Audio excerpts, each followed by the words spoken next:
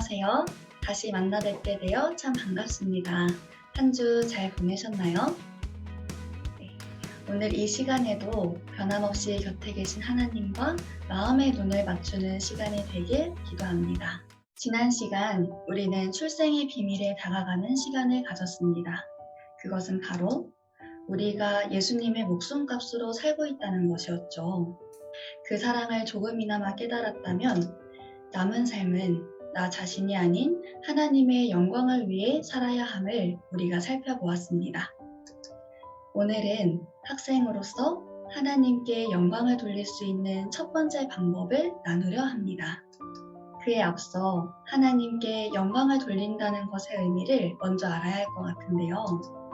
제가 고등학생 때 한 목사님의 설교를 통해 인간으로서 가장 보람된 삶, 가장 잘 살아낸 인생은 하나님께 영광을 돌리는 삶이란 것을 알게 되었습니다. 그때의 전율이 아직까지도 생생한데요. 한낱 우주의 먼지같이 작고 부족한 인간이 크신 하나님께 영광을 돌릴 수 있다는 것이 너무나 감사하게 느껴졌습니다. 그렇게 그날부터 제 인생의 목표는 하나님께 영광 돌리는 것이 되었는데요. 누군가 연초에 제 목표를 묻는다면 저는 주저없이 하나님께 영광을 돌리는 것이라 대답했습니다. 그런데 한 가지 문제가 있었습니다. 그것은 바로 제가 하나님께 영광 돌리겠다는 뜻을 세우긴 했는데 어떻게 하면 영광을 돌릴 수 있는지 그 방법을 모르겠다는 것이었어요. 누가 들으면 자칫 멋있고 번지르르한 말처럼 보일 수 있겠지만 그 속의 알맹이, 정말 제가 어떻게 살아야 하는지 그 구체적인 방법을 모르겠는 것입니다. 하나님께 영광을 돌린다는 말은 정말 TV 시상식 때나 들어봤지 일상에서는 써본 적도 들어본 적도 없었습니다. 하지만 이것이 제 삶의 본분이자 저를 살려주신 예수님의 은혜에 보답하는 길임에는 틀림이 없었기에 그 본분대로 살아가려면 어떻게 해야 하는지 나름 연구하고 고심하기 시작했습니다. 확실한 것은 저는 번쩍번쩍 빛이 나는 배우도 아니었고 말 한마디에 세상을 움직이는 위대한 정치인도 아니라는 사실이었습니다. 저는 그저 여러분들과 같이 나이 어리고 평범한 학생일 뿐이었어요. 그렇지만 하나님께서 모든 사람에게 하루살이와 같은 인생으로도 그분께 영광을 돌릴 수 있는 귀한 특권을 주셨습니다. 그러한 깨달음 가운데 얻은 결론은 하나님께 영광이란 내가 무언가 큰 일을 해내서 혹은 높은 위치에 오름으로써 드릴 수 있는 것이 전혀 아니라는 사실이었어요. 이미 하나님의 영광은 충분했습니다. 한낱 인간이 뭔가를 잘 해내서 더할 수도 만들어낼 수도 없는 것이 하나님의 영광이었어요. 그것은 마치 어린아이가 부모님께 생활비에 보태시라고 장난감 돈 10원을 건네는 것과 마찬가지였습니다. 이미 그분의 것인 영광을 온전히 되돌려드리는 방법은 나에게 맡겨진 일에 충실함으로써였습니다. 그리하여 잘된 일의 결과를 나의 능력 덕분이 아닌 모두 온전히 하나님 덕분으로 돌리는 것이었습니다. 그럴 때 하나님께서 얼마나 기뻐하실지 한 8살 아이를 통해 짐작해 볼 수 있었는데요. 한 아이가 제가 옆에 오는지도 모르고 마치 종이 속에 빠져들어갈 것 마냥 몸을 잔뜩 앞으로 숙인 채 그림 그리기에 열중인 것입니다. 무얼 그렇게 열심히 그리나 봤더니 엄마께 드릴 그림을 그리고 있었는데요. 그 그림 속 아이의 가족은 호랑이와 함께 맛있는 피자를 먹고 있었습니다. 그림을 받고 기뻐할 엄마를 생각하며 정성스레 그리는 그 모습이 너무나 사랑스러워 보였는데요. 남인 제가 봐도 그런데 그림을 받은 아이의 어머니는 얼마나 행복했을지 짐작이 갑니다. 비록 그림 속 가족들이 머리, 가슴, 배 3등신으로 그려져 있고 5개의 손가락이 있어야 할 자리에 달랑 동그라미 하나만 그려져 있었지만 그 그림에 담긴 아이의 정성과 엄마를 향한 사랑에 아이의 어머니는 세상 그 어떤 엄마보다도 행복했을 거라 확신합니다. 우리 아버지이신 하나님께서도 마찬가지이십니다.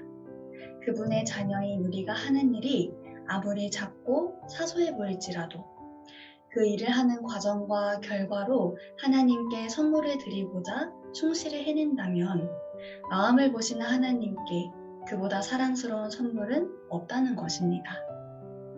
우리는 흔히 아이를 보며 그 부모를 떠올립니다.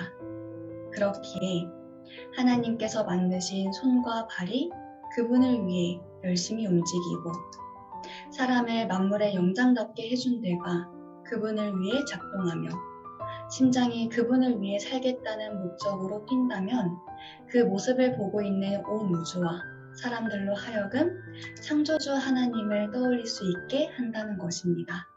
그것이 바로 우리가 하나님께 영광 돌리는 방법입니다.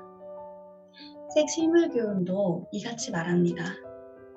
무슨 일을 하든지 우리가 우리의 마음을 다해 기쁨으로 할 때에는 하나님께서 영광을 받으신다. 반드시 기억해야 할 사실은 하나님께선 결과보단 과정으로 영광을 받으신다는 사실입니다. 물론 결과까지 좋다면 더할 나위 없이 좋겠지만 국가대표 선수가 1등을 했더라도 그 과정에서 도핑을 했거나 반칙을 썼다면 나라의 영광이긴커녕 큰 수치이듯이 결과는 좋은데 과정은 올바르지 않다면 그것은 하나님께 전혀 영광이 될 수 없다는 것입니다. 오히려 그것은 사단에게 우리 하나님을 비웃을 거리를 제공하는 게 됩니다. 반면에 선수가 꼴찌를 했더라도 순간마다 정말 열심히 최선을 다했다면 전 국민의 자랑거리이듯이 우리가 매 순간 다하는 최선과 성실로 충분히 하나님께 영광을 돌릴 수 있습니다. 이 말은 즉 우리가 아무리 어리고 제약이 많은 학생이라 할지라도 오히려 하나님께 영광을 돌릴 수 있는 기회가 아주 많다는 것인데요. 그분께 영광이 되는 건 결과보다는 과정, 행동보다는 마음이기에 그 무엇이든 될 수 있겠지만 오늘은 학생인 여러분과 뗄래야 뗄 수 없는 공부로 하나님께 영광을 돌리는 방법을 나누고자 합니다. 혹시 자신이 공부해야 하는 이유를 찾은 학생이 계신가요? 네, 있다면 정말 다행이고 기쁜 일입니다. 하지만 중학생 시절 저는 공부해야 할 이유를 전혀 찾지 못했습니다. 부끄럽지만 삶을 대하는 태도가 지금과는 전혀 다른 3년을 보냈는데요. 그저 되는 대로, 흘러가는 대로, 그 흘러가는 시간에 몸을 맡긴 채 그저 사라지는 대로 살던 사람이 바로 저였습니다. 앞서 나눴듯이 제가 하나님의 자녀로서 할 수 있는 일, 또 해야 할 일이 무궁무진하게 많다는 것을 조금 더 빨리 깨달았으면 얼마나 좋았을까. 평상시에 이미 지나간 일은 잘 후회하지 않는 편임에도 불구하고 많은 아쉬움이 남습니다. 저는 중학교 졸업 후 고등학교에 가고 싶어 하지 않았습니다. 빨리 돈을 벌어서 그 당시 어려웠던 집안 살림에 조금이나마 보탬이 되고 싶었는데요. 돈이 참 싫으면서도 포기할 수가 없었습니다. 그러던 중에 부모님을 졸라 간신히 허락받았던 첫 아르바이트가 있었는데요. 그것은 바로 주유소 아르바이트였습니다. 그곳에서 일했던 단 2주의 경험은 제가 고등학교 3년 내내 죽기 살기로 열심히 공부하게 한 첫 번째 원동력이 되었습니다. 세상에서 공부가 제일 쉽다는 어른들의 말씀은 틀림없는 진실이었어요. 바로 직업전선에 뛰어들기에는 저의 나이도 능력도 한참은 부족한 것을 추운 겨울 기름을 넣으면서 절실히 느꼈습니다. 이전과는 180도 다른 마음으로 새로운 교복을 입었는데요. 딱 3년만 공부에 방해되는 그 모든 것을 다 차단하자는 생각을 갖게 되었습니다. 친구까지도 말이에요. 지금 생각해보면 좀 많이 극단적이었는데요. 그만큼 그 당시에 저는 너무나 절실했습니다. 그렇게 공부를 시작하려 하는데 너무 막막한 것입니다. 그냥 책상 앞에 앉아서 책만 펴놓으면 그게 공부인 건지, 아니면 수업 시간에 딴짓하지 않고 선생님과의 눈싸움에서 이기면 그게 공부인 건지 도저히 감이 오지 않는 것입니다. 사실 이전까지 시험 범위도 모르던 저로서는 너무나 당연한 현실이었습니다. 그러던 중 참 다행이었던 것은 제 옆자리에 앉아 처음 친해진 친구가 3년 장학생으로 입학한 친구였던 것인데요. 너무나 친절하고 공부에 익숙한 그 친구의 도움으로 공부는 어떻게 하는 것인지 점점 터득해 갈 수 있었습니다. 지금 생각해보면 우연인 건 하나도 없었고 모든 것이 다 하나님의 섭리였습니다. 알고 보니 공부는 책에 있는 지식을 나의 것으로 만드는 과정이었어요. 그동안 가졌던 선입견처럼 고리타분하거나 시간을 낭비하는 것이 전혀 아니었습니다. 오히려 우리를 더 넓은 세상과 연결시켜주는 하나의 통로였어요. 아는 게 많아질수록 또 보이는 게 많아질수록 할 수 있는 것도 점점 더 많아졌습니다. 공부하면 할수록 제 능력의 한계치가 점점 넓어진다는 사실에 너무나 신이 났어요. 마치 그동안 백지 상태와 같았던 저의 뇌에 좀 우습게 들릴지는 몰라도 국어, 사회, 영어, 과학 등의 여러 다양한 색깔이 입혀지는 기분이었습니다. 그렇게 다른 과목들은 제가 이 시간 말로 다 표현할 순 없겠지만 공부할 시간을 아끼러 학교에서 집까지 뛰어가는 등의 노력으로 그동안의 여백을 채울 수 있었습니다. 하지만 수학은 결국 포기할 수밖에 없었는데요. 이미 수학을 열심히 공부하고 있는 친구들은 수학은 기초가 정말 중요하다는 사실을 잘 알고 있을 듯 합니다. 저는 워낙 기초가 없다 보니 열심히 공식을 외웠더라도 문제에 대입할 수가 없어서 서술형 빈칸에 덩그러니 공식만 써놓고 부분 점수 1점을 받았던 적도 있어요. 차라리 그 시간에 다른 과목들을 더 열심히 공부하자 싶어 수학은 그냥 과감히 포기했습니다. 다른 과목들의 결과가 수학 성적을 보완할 만큼 잘 나왔기에 망정이지 사실 그 과정도 쉽지 않았습니다. 과거로 다시 돌아간다면 그때의 노력을 다시 기울일 엄두조차 나지 않는데요. 그렇게 후회 없이 열심히 공부했는데도 불구하고 여전히 수학에 대한 아쉬움이 남는 이유는 제가 그 과목을 공부하며 자연스레 얻을 수 있었던 능력들을 놓쳤다는 것에 있습니다. 이제 와서 되돌아보니 수학은 단순한 입시 과목이 아니었어요. 알고 있는 공식을 활용해 문제를 해결하는 능력, 문제 속 단서들을 보고 어떻게 풀어나갈지 논리적으로 전개할 수 있는 능력, 단조로움을 넘어서서 좀 더 입체적이고 과학적인 공간 감각을 갖추게 해주는 유용한 도구였던 것입니다.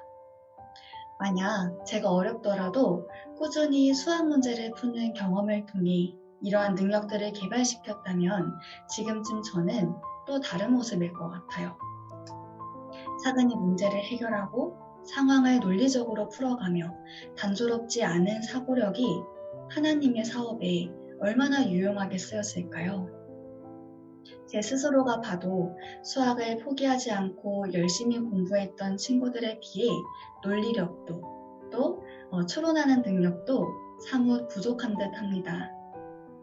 철없던 중학생 시절 단지 하기 싫다는 이유로 어렵다는 이유로 귀찮다는 이유로 수학을 포기한 바람에 나중에는 하고 싶어도 하지 못하고 남들은 자연스럽게 다 갖춘 능력을 저는 제 발로 차버린 것입니다. 만약 하나님께서 이러한 능력들이 제게 필요하다 여기신다면 이러한 능력을 갖출 또 다른 상황을 제공하시겠지만 분명히 제가 낭비한 시간에 배가 되는 노력이 필요할 것이라 여겨집니다. 주님께서는 모든 그리스도인이 모든 방면으로 능률과 재능이 자라나기를 요구하신다. 하나님께선 우리 학생들이 저처럼 어렵다는 이유로 능력이 자라날 기회를 포기하지 말고 주신 모든 재능을 최고도로 개발시킬 것을 원하십니다. 그 이유는 우리가 어떠한 일에 쓰임을 받을지 전혀 모르기 때문입니다. 지금은 여러분들께서 평범한 학생이지만 머지않아 지구 반대편에서 의료봉사를 하고 있을지, 아니면 안식일 시험 문제를 해결하기 위해 법정에서 역사에 남을 만한 발언을 하고 있을지, 혹은 저처럼 생명의 말씀을 전하고 있을지 아무도 모릅니다. 오직 여러분들에 대한 위대한 계획을 가지고 계시는 하나님께서만 그 일을 아십니다. 그렇기에 그 일에 여러분들을 준비시키기 위해 모든 상황과 시기를 알맞게 조율하십니다. 마치 제가 적절한 때에 주유소 아르바이트를 하게 되었듯이 말입니다. 앞으로 여러분들께서 하시게 될 그 모든 일들이 지금 하고 계시는 공부가 아주 큰 도움이 될 것입니다. 단순히 과목명, 가르치는 선생님만 보지 마시고 그 과목을 통해 어떤 능력을 키울 수 있을지, 나라에선 왜 이 과목들을 필수 과목으로 넣었는지, 하나님께선 왜 나를 21세기에 대한민국에 태어나게 하셔서 굳이 이 과목들을 공부하게 하셨는지 좀 더 넓고 높은 관점으로 바라봐 주세요. 분명히 공부해야 하는 이유를 단 하나라도 찾으실 수 있을 것입니다. 아덴의 아레오바고 회의에서 과학에는 과학으로, 이론에는 이론으로, 철학에는 철학으로 응수하는 바울을 보라. 아레오바고는 고대 아테네에서 정치와 재판이 이루어지던 곳이었습니다. 무식한 사람들이 아닌 지적 소양과 풍부한 교양을 골고루 갖춘 사람들이 모인 곳이었는데요. 동시에 우상 숭배의 중심지이기도 했습니다. 바로 그곳에서 바울이 하나님을 반박하는 모든 말들을 과학이면 과학으로, 이론이면 이론으로, 철학이면 철학으로 모두 막힘없이 대응했다는 것인데요. 만약 바울이 과학, 이론, 철학 이 세 분야에서 하나라도 문외한이었다면 과연 효과적으로 복음을 전할 수 있었을까요? 전혀 아닙니다. 아마 너나 잘하라면서 쫓겨났을 것입니다. 하나님의 일을 하는 데에도 세상의 일을 하는 것과 마찬가지로 충분하고 높은 지식이 필요하다는 것입니다. 바울이 아레오바고 사람들을 우상 숭배에서 돌이킬 수 있게 할 수 있었던 이유는 그들과 비교해 전혀 부족함 없는 뛰어난 지식을 갖추었기 때문입니다. 그는 당시 모든 백성에게 존경받는 최고 교사 가말리엘에게 교육을 충실히 받았던 학생의 경험을 가지고 있었습니다. 모세 또한 마찬가지입니다. 그는 40년간 200만 명이 넘는 백성들의 지도자로 우뚝 설 수 있었습니다. 그 배경에는 공주의 양자로서 궁중에서 성실히 왕이 될 교육을 받았던 경험이 있었습니다. 모세는 바로의 궁정에서 최고의 시민적, 군사적 훈련을 받았다. 모세가 애굽 사람의 학술을 다 배워 그 말과 행사가 능하더라. 그의 능력은 군대의 지휘관으로서 애굽 군대의 총애를 받았으며 그는 기범한 인물로 알려졌다. 모세의 훌륭한 지력은 그로 하여금 각 시대 위인들보다 더욱 뛰어나게 했다. 역사가요, 시인이요, 철학자요, 군대 장관이요, 입법자로서 그와 견줄 사람은 아무도 없었다. 라고 부조화 선지자는 기록합니다. 여러분들이 학교에서 배우는 역사와 시, 철학과 체육, 법학과 윤리, 외국어 등의 과목은 모두 모세도 배웠던 것들로서 한 나라의 군주로 세우기에 적합한 교육들이었습니다. 여러분들은 지금 고대의 왕이 될 자가 받는 교육을 받고 있다는 것입니다. 그 과목들을 너무나 손쉽게, 아니 의무적으로 배워야 하는 때에 우리를 태어나게 하신 하나님의 계획은 과연 무엇일까요? 모세에게 세상의 군주라는 지위보다 하나님 백성의 지도자라는 더 높은 사명을 감당하게 하신 하나님께선 어느 날도 분명 우리에게 세상이 주는 꿈보다 더 큰 사명을 주시리라 확신합니다. 그 전에 사명을 감당하기에 꼭 필요한 교육을 받게 하신다는 것입니다. 여러분들 인생에서 지금처럼 교육을 많이 받고 공부할 수 있는 기회가 또 언제 있을까요? 저처럼 하나님께서 주신 교육의 기회를 지나고 보면 별것 아닌 이유로 걷어차지 마시고 모세처럼 하나님께서 주신 그 교육의 기회를 열심히 감당하여 출애굽보다 더 멋진 역사를 쓰시게 되길 간절히 바랍니다. 여러 세기를 걸쳐 공부의 모본이 되는 한 사람을 더 살펴보고 말씀을 줄이려 합니다. 그 사람은 바로 다니엘입니다. 그는 신앙의 모본이 될 뿐만 아니라 우리 학생들의 모본이 되기도 합니다.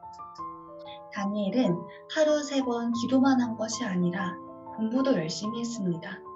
자신의 부모를 죽이고 나라를 빼앗은 그 외국 왕이 시키는 공부를 과연 하고 싶었을까요? 정말 하기 싫었을 것입니다. 어쩌면 공부하기 싫어하는 이 시대의 학생들보다 더욱 하기 싫었을 것입니다. 하지만 각 나라의 천재들이 포로로 모인 가운데 다니엘과 세 친구들은 그들과 비교해서 무려 10배나 뛰어났다고 합니다. 어떻게 그럴 수 있었을까요? 그들은 한 가지 목적을 위하여 지식을 얻고자 노력하였으니 그것은 하나님께 영광을 돌리는 일이었다. 하기 싫어도 원하지 않는 공부였어도 모든 상황을 하나님의 섭리라 여기며 그분께 영광을 돌리고자 하는 하나의 목표로 열심히, 성실히 또 묵묵히 공부한 것입니다. 그렇게 세상의 기준도 하나님의 기준도 충족시켰던 그들은 정권이 바뀌어도 여전히 변함없이 지위를 가진 역사의 주역이 되었습니다. 그런 그들을 가리켜 영감의 글은 이렇게 기록합니다. 모든 것을 다 잃는다 할지라도 하나님께 영광을 돌리고자 한 그리스도인 애국자들. 여러분들께서도 이와 같은 하늘의 칭찬을 받고 싶지 않으신가요? 만약 내가 다른 친구들보다 뛰어나지 않은 이유가 다름 아닌 게으름과 나태함 때문이라면 예수님께서 다시 오실 때 분명히 그 책임을 물으실 것입니다. 하나님께서는 지능을 훈련시키기를 요구하신다. 그분은 당신의 종들이 세상 사람들보다 더욱 많은 재능과 더욱 명석한 식별력을 갖도록 계획하신다. 그분은 유능하고 정통한 일꾼이 되기에는 너무 무관심하고 게으른 자들을 불쾌히 여기신다. 주님께서 우리의 마음을 다하고 목숨을 다하고 뜻을 다하여 그를 사랑하라고 말씀하신다. 그 명령은 온 마음을 다하여 우리의 창조주를 알고 그분을 사랑하기 위하여 우리의 지능을 최고도로 개발시켜야 할 책임을 우리에게 부과한다. 지능을 최고도로 개발시켜야 할 책임. 이것은 분명 우리의 강한 의지와 끊임없는 노력을 요구하는 일일 것입니다. 아무리 하나님께서 천사들이 소유한 하늘의 지혜를 무한정 퍼부어 주셔도 우리가 노력하지 않으면 주신 사실조차 깨닫지 못한다는 것입니다.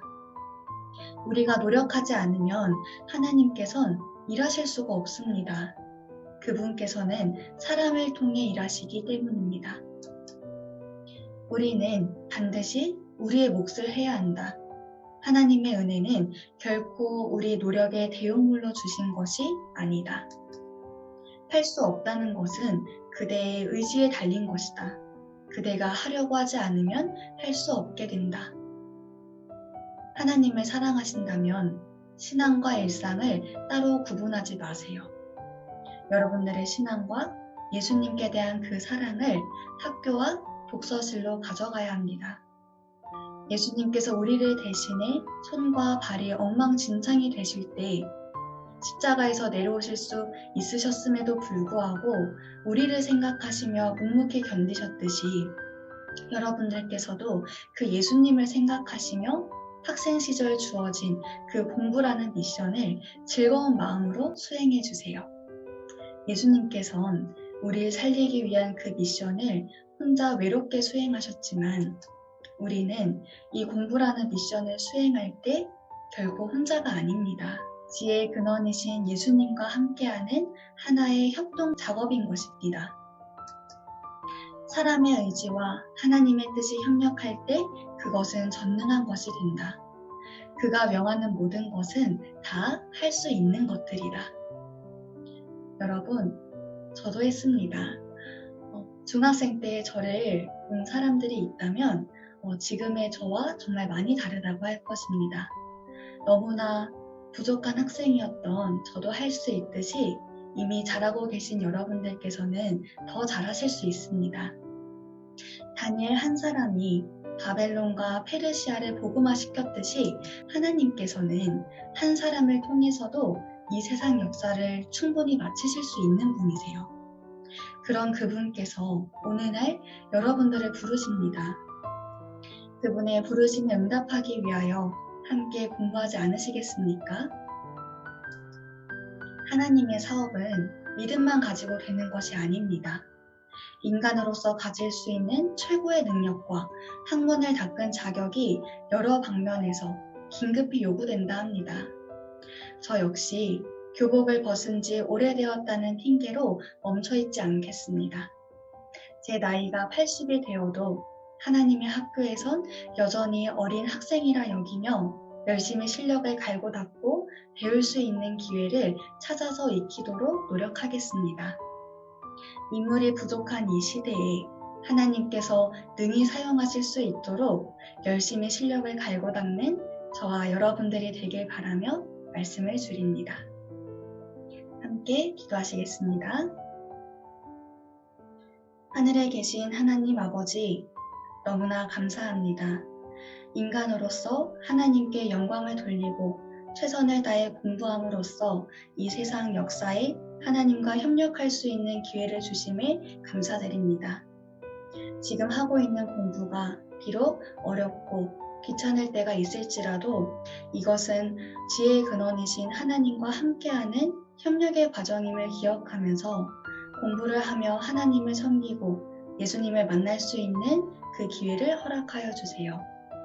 지금 있는 자리에서 열심히 최선을 다하고 있는 우리 학생들에게 하늘의 지혜와 지치지 않는 힘을 허락하여 주세요. 그 모든 과정으로서 하나님께 영광을 돌리는 이 시대의 바울과 모세와 다니엘로 자라날 수 있도록 예수님께서 함께하여 주시길 그리스도의 이름으로 기도드립니다. 아멘. 감사합니다, 여러분. 다음 영상에서 봬요.